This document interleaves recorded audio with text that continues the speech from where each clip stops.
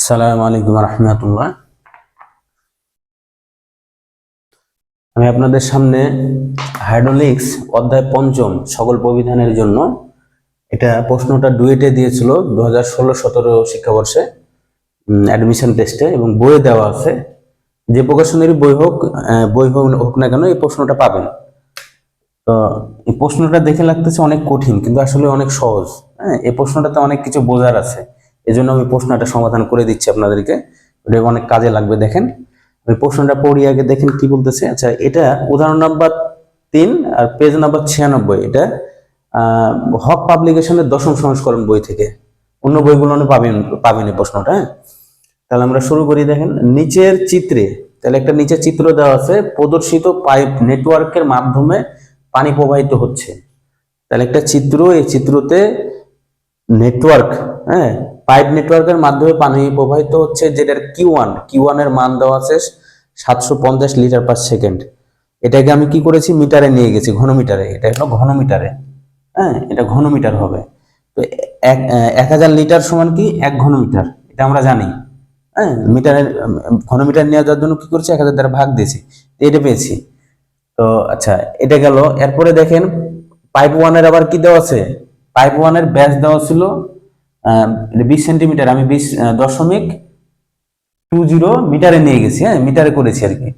আচ্ছা, pipe two তে Q এর মান দেওয়া নেই, এখানে ব্যাস দেওয়া আছে কত, 10 সেন্টিমিটার। এবং পাইপ থ্রিরও কি, থ্রিরও ব্যাস হচ্ছিল 10 সেন্টিমিটার। তাহলে দুইটাকে আমি মিটারে নিয়ে গেছি, এই যে মিটারে নিয়ে গেছি, এটা একটা মিটার, এটা একটা মিটার নিয়ে গেছি 100 দ্বারা ভাগ করে। এখন আচ্ছা, তারপরে ফোন নাম্বার পাইপে কি বলেছে, 6 সেন্টিমিটার। এবং 5 নাম্বার পাইপেরও ব্যাস হচ্ছে 5 সেন্টিমিটার। তো 5 নাম্বার পাইপের প্রবাহ দেওয়া আছে Q5, যেটা হচ্ছে 150 লিটার পার সেকেন্ড। সেটাকে আমি কি করেছি, এটাকেও ঘনমিটারে নিয়ে গেছি। আচ্ছা, এখন কি চেয়েছে দেখেন, আর ব্যাসটা তো আমি নিয়ে গেছি মিটারেই, সকল ব্যাস সেন্টিমিটারে ছিল, আমি মিটারে নিয়ে গেছি। হ্যাঁ, আচ্ছা, এখন কি চেয়েছে, Q5 এর প্রবাহ যদি হলো 150 লিটার পার সেকেন্ড হয়, হ্যাঁ, হলে পাইপ 4 এর ভেলোসিটি হেড নির্ণয় করতে হবে। তাহলে পাইপ হলো এটা 4, এই যে এটা হচ্ছে 4, এটার ভেলোসিটি হেড নির্ণয় করতে হবে। আর ভেলোসিটি হেড সমান কি, V4 ভাগ 2G। তো V4 কেন দিয়েছি আমি, ভি আমি হলো কি জানি, এটা বেগ, কিন্তু V4 দেওয়ার কারণ আছে, এটা যেহেতু 4 নাম্বার পাইপের কি, এটা বেগ। তাহলে আমরা 4 নাম্বার পাইপের যেহেতু 4 নাম্বার পাইপের ভেলোসিটি নির্ণয় করতে বলেছে, এই জন্য 4 নাম্বার পাইপের বেগ লাগবে সাথে। এখন আমাদেরকে উদ্দেশ্য হতে হবে কি, 4 নাম্বার পাইপের বেগ নির্ণয় করা প্রথমে। হ্যাঁ, তাহলে কিন্তু আমরা ভেলোসিটি হেড পেয়ে যাব। তো আমরা তাহলে এখন শুরু করব। দেখেন, এখন এখানে একটা জিনিস আপনাদেরকে বলি, এই যে হলো পাইপ, এই পাইপটা দেখেন দুদিকে ভাগ হয়ে গেছে না, দুদিকে ভাগ হয়ে গেছে। এ পর্যন্ত তো সমান ছিল, এই পর্যন্ত সমান ছিল, এদিকে গেছে একবার, এদিকে গেছে। হ্যাঁ, এদিকেও গেছে, এদিকেও গেছে। যেহেতু এ পর্যন্ত সমান ছিল, তাহলে Q1 সমান লেখা যায় কি, তাহলে চিত্র হতে, দেখেন আমরা যদি লিখি কি, চিত্র হতে লেখা যায় Q1। হ্যাঁ, Q1 সমান হচ্ছে কি Q2 প্লাস Q3।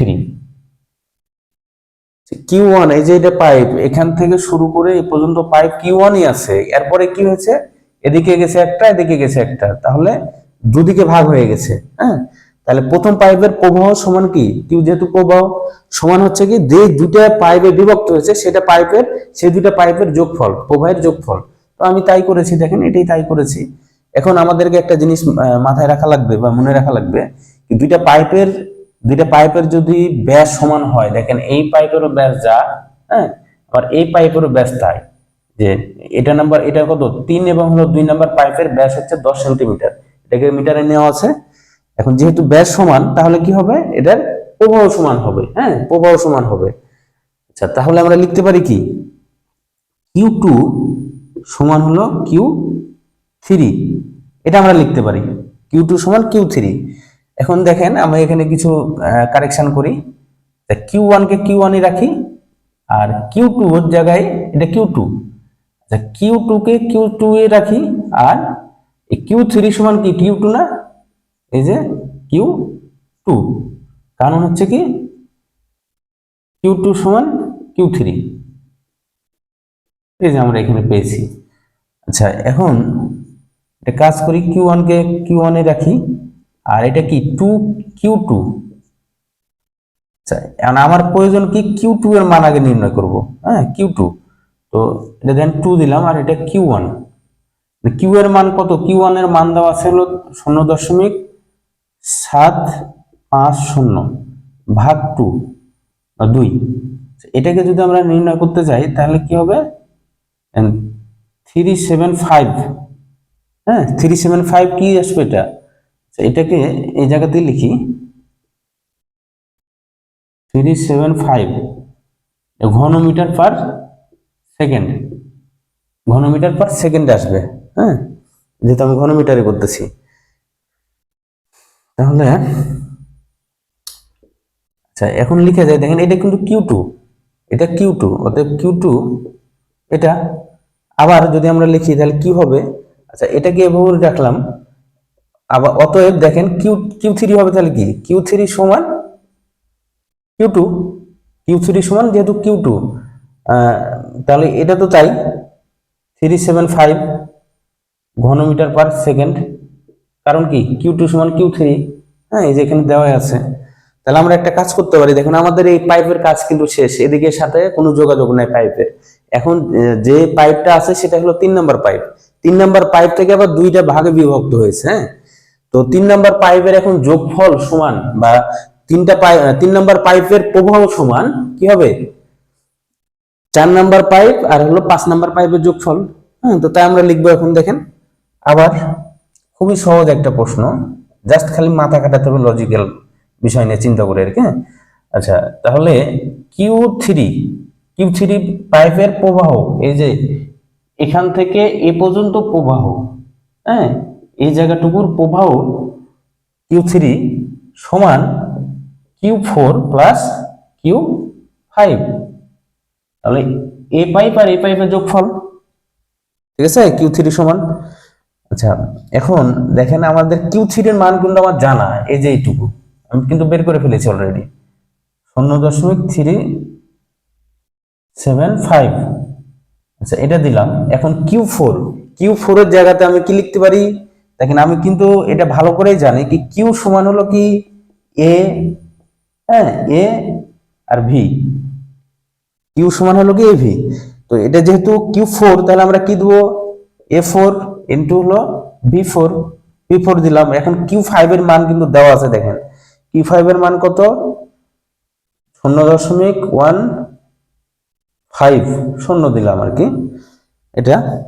এখন আমাদের কি প্রয়োজন, সেটা হচ্ছে V4, এটা V4 প্রয়োজন। আচ্ছা V4 যদি প্রয়োজন হয় তাহলে কি করব, আমরা এটাকে পাশে রাখলাম, এটাকে পাশে নিয়ে চলে গেলাম, তাহলে কত হলো 375, এটা না বোঝার কেউ নেই মনে হয়, সবাই বুঝবে, হ্যাঁ এই এইটুকু বিষয়টা আর কি। আচ্ছা তাহলে এটা, এটাকে এটা, আচ্ছা এখন আমি যদি এটা থেকে এটা বিয়োগ দিই তাহলে কত হবে, এটা থেকে এটা বিয়োগ যদি দিই তাহলে 375 বিয়োগ হচ্ছে 0.150। আচ্ছা তাহলে কত পেলাম, 225 এটা পেলাম। নিচে কিন্তু কি আছে, এ আছে, এর কি 4, পাই ভাগ 4, পাই ভাগ 4, আর যেহেতু আমি এটা A4 বা Q4 এর মান নির্ণয় করতেছি, এই জন্য কি D4, এবং D4 এর মান কত, 225, D4 এর মান হচ্ছে পাই ভাগ 4, D4 এর মান কত ওটা দেওয়া আছে 6 সেন্টিমিটার বা 0.06 মিটার স্কোয়ার দিলাম আর কি, কারণ এখানে স্কোয়ার থাকবে একটা, যেহেতু এটা ক্ষেত্রফল, হ্যাঁ এটা একটা স্কোয়ার থাকবে। তাহলে দেখেন কি আসতেছে,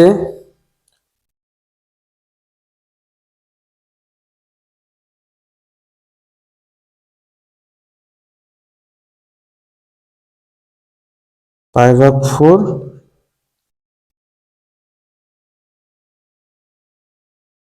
হুম, চলে এসেছে রেজাল্ট 79 কত 58। 58 কি সেটা আসবে V4। আচ্ছা V4 এটা আসলে মিটার পার সেকেন্ডে, কারণ আমি সবগুলো মিটারে নিয়ে গেছি। আচ্ছা আমরা এখন কিন্তু পেয়ে গেছি, দেখেন আমাদের V4 এর মান লাগবে, এই যে ভেলোসিটি হেড এর বসাবো। হ্যাঁ, তাহলে আমরা যদি এটা যদি এখন মিশিয়ে দিই, দেখেন এটা যদি আমি মিশিয়ে দিই, এটা আপনারা হয়তো আগে দেখেছেন। আচ্ছা এখন ভেলোসিটি হেড কি, আবার যদি লিখি, ধরেন আবার লিখলাম, যেহেতু নতুন কিছু একটা সূত্র ব্যবহার করতেছে এই জন্য আবার দেওয়া যায়। তাহলে ভেলোসিটি হেড সমান কি দিয়েছি, দেখেন সূত্র লিখে আছে সুন্দর করে V4। V4 এর মান কত, এই যে V4 মান পেয়ে গেছি 79.58। হ্যাঁ, 58 স্কোয়ার আছে এখানে, আর এখানে 2 ইন্টু 9.81। হ্যাঁ, এটা হচ্ছে কি জি এর মান, এটা অভিকর্ষীয় ত্বরণ, এটা এমকেএস এ। এখন এটাকে আমরা কি করব, 2 ইন্টু 9.81, এই যে রেজাল্ট এখন চলে আসবে, কত আসলো। আচ্ছা এখানে একটা ইয়া ছিল, উপরে তো স্কোয়ার হবে,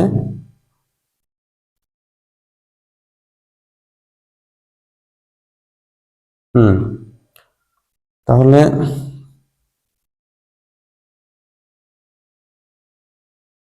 এটা কি, ভেলোসিটি হেডের কি এককটা কি হবে, হেড মানে কি হলো কি উচ্চতা, হেড মানে উচ্চতা। হ্যাঁ, ডাইরেক্ট আমি মিটার বসাই দিতে পারি এখানে, এটাই কিন্তু উত্তর।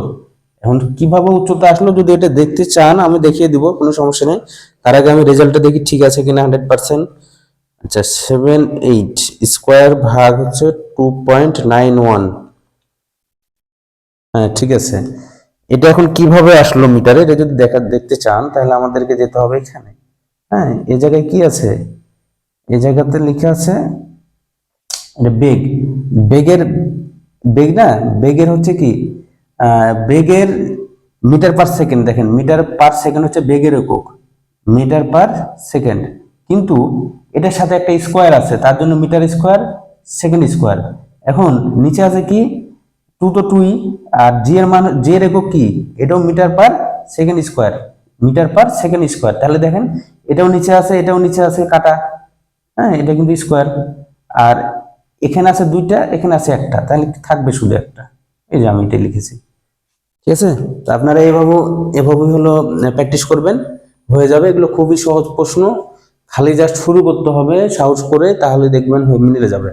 কোনো সমস্যা নেই হলে আমাকে জানাবেন, কমেন্ট করবেন, কোনো পরামর্শ লাগলে বলবেন, আমি চেষ্টা করব সে পরামর্শ দেওয়ার। তো সকলকে ধন্যবাদ, যারা আপনারা আমার সাথে আছেন এবং ভবিষ্যতে থাকবেন। তো আসসালামু আলাইকুম রহমতুল্লাহ।